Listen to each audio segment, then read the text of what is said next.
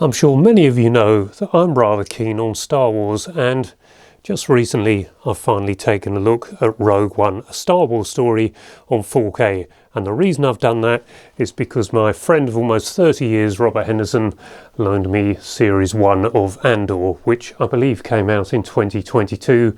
There's a Series 2 in production, so although I was expecting this to lead in completely to Rogue One, it maybe doesn't, but keep watching this right to the end of the last episode, because after the title there is a link straight in to Rogue One.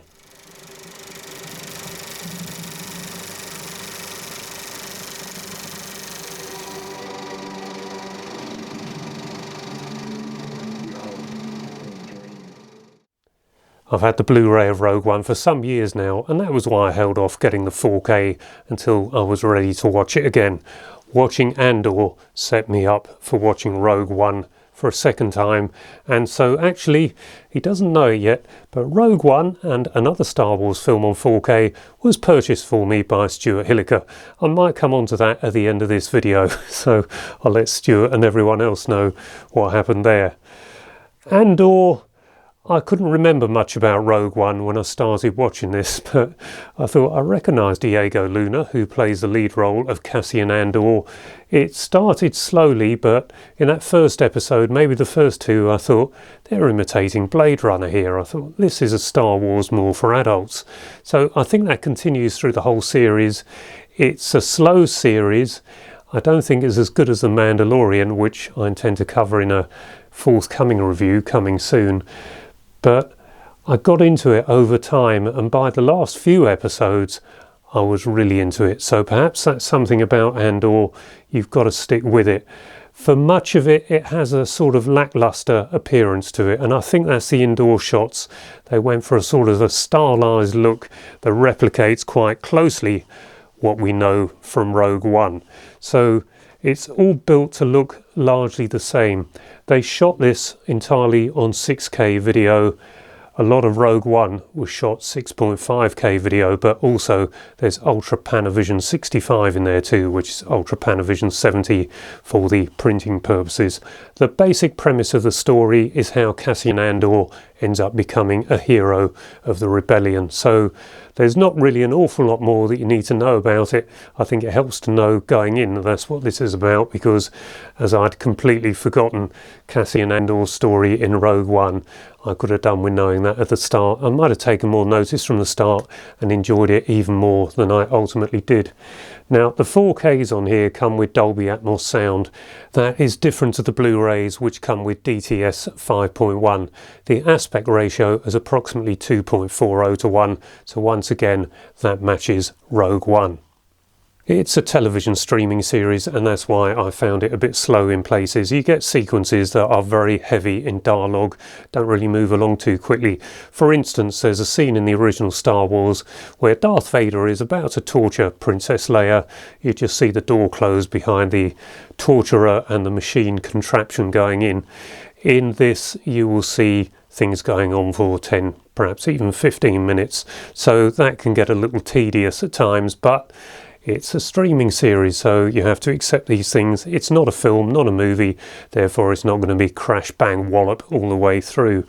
I found many of the interior sequences dull to look at. There's that stylized look. I don't know if it's a sort of a brown low light look or a grey low light look, but that took me out of the picture a little, and that is the same in Rogue One. But before I come on to Rogue One, the discs in this steelbook, it's a very nice steelbook, and it comes with 3 postcards, which is the same as Mandalorian. You get 3 postcards in each of those steelbooks, but there's 3 4K discs and 3 Blu-ray discs, and I'm not going to take these out again because these are stacked.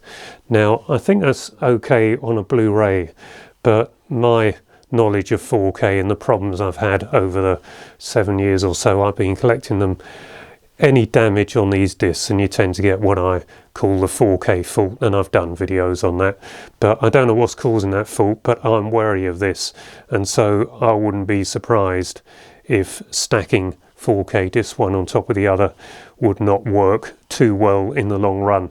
So something to be aware of if you're considering purchasing Series 1 of Andor.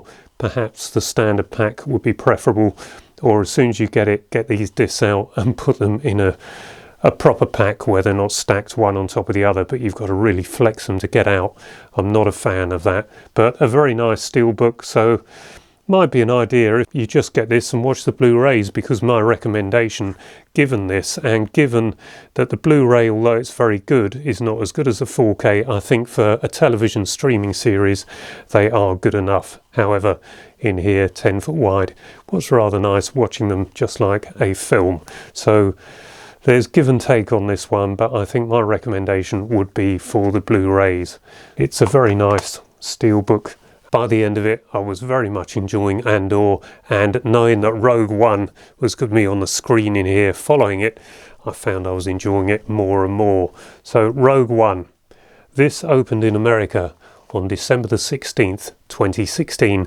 I saw it over here at the beginning of 2017, and they had a 1570 blow-up print at the BFI IMAX. So that was where I went to see it, and they had some giveaways in the lobby area. It was actually run by Odeon at the time, but for me it's always going to be the BFI IMAX.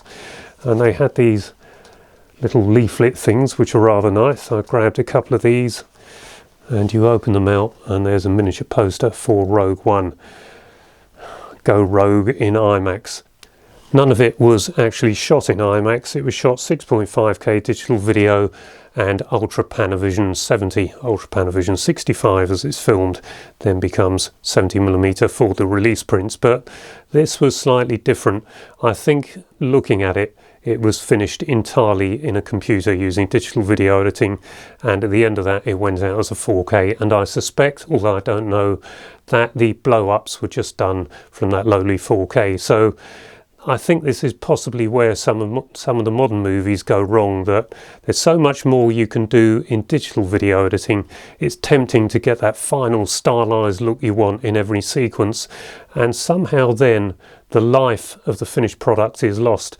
And when I saw it at the IMAX, Rogue One, I felt like, yes, I'm very much enjoying this, but there's something, the quality isn't really there. It was good in places, not so good in other places, and that was the same in here. And I had to adjust the power of the lamp, the laser lamp. In the end I had that at 100%, and the HDR I put up a bit as well, so I got a more suitable image in here. It wasn't perfect, it's not Tenet quality, but I did get it looking very good in the end. And after I'd been through it once, I went back the following evening to scrutinise it to see how I really felt about the image quality. And for long sequences it does look lacklustre. It was the same on Andor, and before I forget, there's a major set which must be at Pinewood, which, if the plans go ahead, that's going to be the biggest film studio in the world in the next couple of years, because they've got another expansion coming. But I think when they did Rogue One, they built a massive Star Wars town set, and it looks remarkably similar in Andor, even though it's supposed to be a different planet. But I suspect that set was left standing and they've used it again in Andor, so a lot of similarities. But somehow in Rogue One you can be looking at a shot that was shot fully live action, no CGI applied, and it looks great. Then you get to a shot where there's something going along that's obviously not there, it's CGI, and the picture quality is gone. Now, you won't notice it unless you're looking for it, but as soon as there's CGI, just about every time this happens, the picture quality is not as good.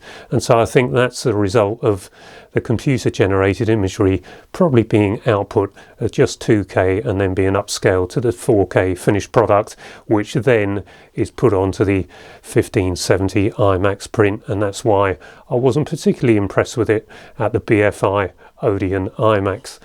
But overall, there are some great sequences in Rogue One. It really is a Star Wars film, and for anyone who doesn't know, Rogue One tells the story that you read on the opening crawl of Star Wars 1977. So the two films, one follows the other perfectly. And Okay, Star Wars I think has got far better image quality than Rogue One, but as I said, there are aspects, there are sequences in this that are very good to look at, and if you like Star Wars, I think most of us will like Rogue One. It had an estimated budget of $200 million and grossed at the worldwide box office $1.058 billion. It has a running time of 2 hours and 13 minutes and an approximate aspect ratio of 2.40 to 1. It now comes on this 4K disc with Dolby Atmos sound. Previously on the Blu-ray it was 7.1. I think director Gareth Edwards did a very good job with this. He selected Felicity Jones to play the lead character. I think most people will like her, or do like her, in that role. And also Diego Luna as Andor, Cassian Andor, I think is excellent. But what about the robot, the droid in this, K2SO? I think he's hilarious. I think he's even better than C-3PO. What a wonderful cast they had in this. Wonderful characters.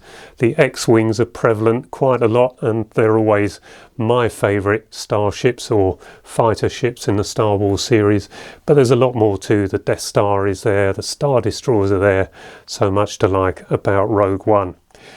It links very well, as I said, with Andor, and if you watch Andor you'll see quite a lot of tech in there. Well, here's one of the props. Yes, it's a standard 8 cine camera, and they use slightly modified versions of this to look through. The lens twists around as though something special is happening. It's basically just alternate lenses for shooting your cine films on standard 8 years ago. So great little cameras, but now appearing in the Star Wars sets. And you can see quite a few cine cameras dotted around as though it's tech for the Star Wars universe. So I spotted all that. I had a great time going through Andor in the end and then revisiting Rogue One. I'm not sure where it would sit in my favourite Star Wars films. I think it's up there somewhere, but I like plenty of others more so than Rogue One, and perhaps one of them is Star Wars The Force Awakens, which is another one that Stuart Hilliker has kindly bought for me. And how this came about, I did a job for Stuart recently as a favour. He wanted the soundtrack off his 35mm trailer for Tess, the Roman Polanski 1980 film, and I thought, well, that's an interesting little project, who else can do it? And I hadn't really thought about how to get sound off the Kineton 35mm, but I thought it's got to be possible, so managed to fudge things together and got a pretty good track off of the 35mm trailer for Tess. And as a result of getting the soundtrack, Stuart has been able to match that to a re-edit of the trailer that he created from the Blu-ray of Tess. The only thing that was missing, of course, were the end captions from the trailer. So even though I didn't film it with that in mind, Stuart has managed to get those in. So run that trailer for Tess. It is a beautiful film. I think I've seen it on a television broadcast since seeing it at the cinema in 1980, but scope film with that beauty just does not work on a television in any form. And back then, of course, it was panned and scanned, but Nastasia Kinski in that role, that was a stunning looking film that ends at Stonehenge in the mist, and well, the whole thing's magic. So I was very happy to help Stuart. And then he sent me a £50 voucher, even though I told him not to. I said, no, done it as a favour, Stuart, but he's such a nice chap. He sent me a £50 voucher to get a couple of 4Ks, and The Force Awakens and Rogue One are the result. But I actually got a couple more too, so maybe I'll feature those in a future video. But at some point, The Mandalorian, the first 2 series, Steelbooks from my friend Robert again, and The Force Awakens will be in a future review. So that one will no doubt be coming soon. So don't forget, take a look at the trailer for Tess that Stuart has put up there, and I'll see you in a video soon. Please give this a like, maybe subscribe if you haven't already. Until the next time, bye bye for now.